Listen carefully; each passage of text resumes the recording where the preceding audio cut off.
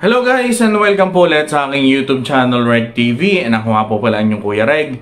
At ngayon ang topic natin, so paano nga ba gisingin yung pagmamahal sa'yo ng isang lalaki? Kapag ginawa nyo yung mga sasabihin ko sa video na to, sigurado babalik yung interest niya sa'yo at magigising ulit yung natutulog na pagmamahal sa'yo ng isang lalaki. Dahil kung maiintindihan mo lang kung paano mag-isip ang mga lalaki, sigurado alam mo din kung ano yung mga sikreto para manatiling buhay yung pagmamahal sa'yo ng isang lalaki. Kaya kung interesado ka, chill ka lang dyan dahil uumpisa na natin yan pagkatapos ng intro.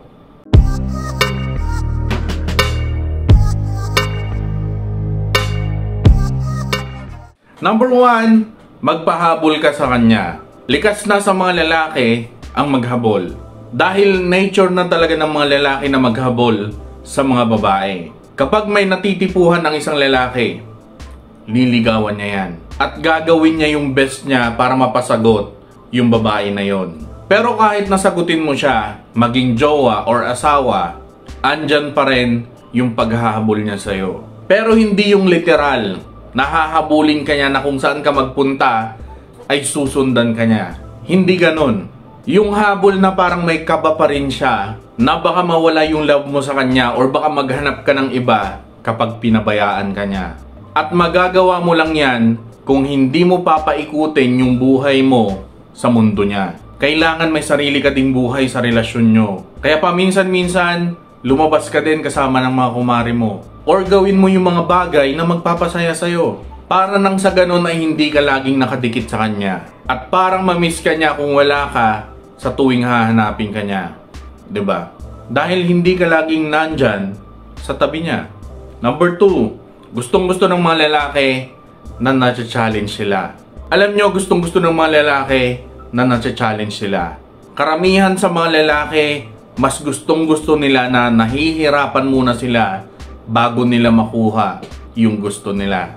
Kaya kung madali mo lang ibibigay sa kanya ang lahat, sigurado hindi ka niya irerespeto at madali rin siya na magsawa sa'yo. Dahil madali niyang nakukuha ang lahat sa'yo.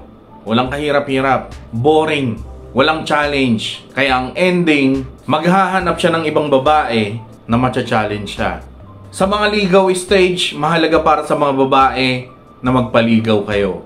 Dahil habang tumatagal yung panliligaw niya sa'yo, mas lalo kanyang iisipin, mas lalo kanyang mamimiss, at lagi siyang excited na makita ka. At dyan mas lalong bumabaon yung nararamdaman niya sa'yo. Dyan siya mas lalong mapapamahal sa'yo. Lalo na kung may mga karibalyan, ako Diyos mio, mas lalo siyang mahihirapan, mas ganadong-ganado yan. At kung kayo na, pwede mo rin gamitin yung challenge na yan sa kanya para maabot yung mga pangarap niya or mga pangarap nyo. Dahil mas gaganahan ng isang lalaki kung may nagpupush siya kanya para mailabas yung best niya. Kaya pansinin nyo, karamihan sa mga lalaki na successful, merong babae sa tabi nila na laging nakasuporta at nagpupush siya kanila para maabot yung mga pangarap nila. Number 3, hindi siya matatakot na mawala ka sa buhay niya kung lagi kang andyan at available sa kanya. Hindi siya makakaramdam ng takot na baka mawala ka sa relasyon nyo. Pero hindi ko rin sinasabi na lumabas ka tapos maghahanap ka ng lalaki na lalandi sa'yo para matakot siya na baka maagaw ka ng iba. Hindi ganon. Yung simpleng gawin mong busy lang yung buhay mo para may iba kang pagkakaabalahan at hindi lang laging nakatutok sa kanya yung atensyon mo.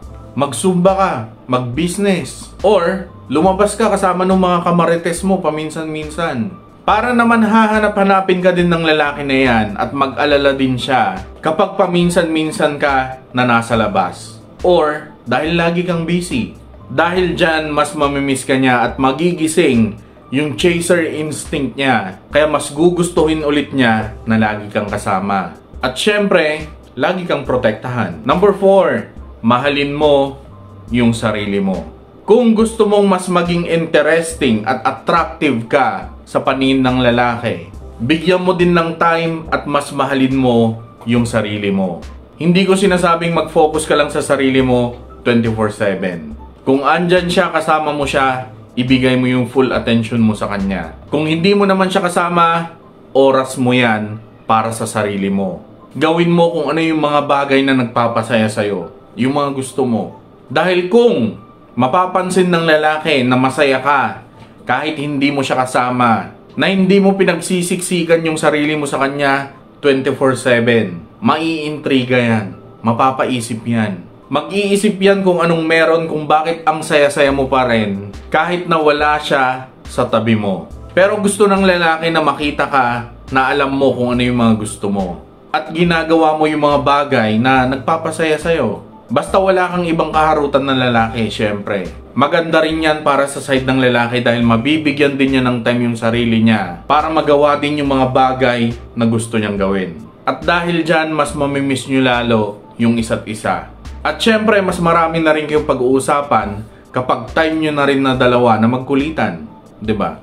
Number 5, pagsilosin mo siya. Pagsilosin mo yung boyfriend or mister mo hindi sa paraan na makikipag-date ka sa ibang lalaki. Or, gagamit ka ng lalaki para pagsilosin siya. Huwag ganun. Dahil bad yun.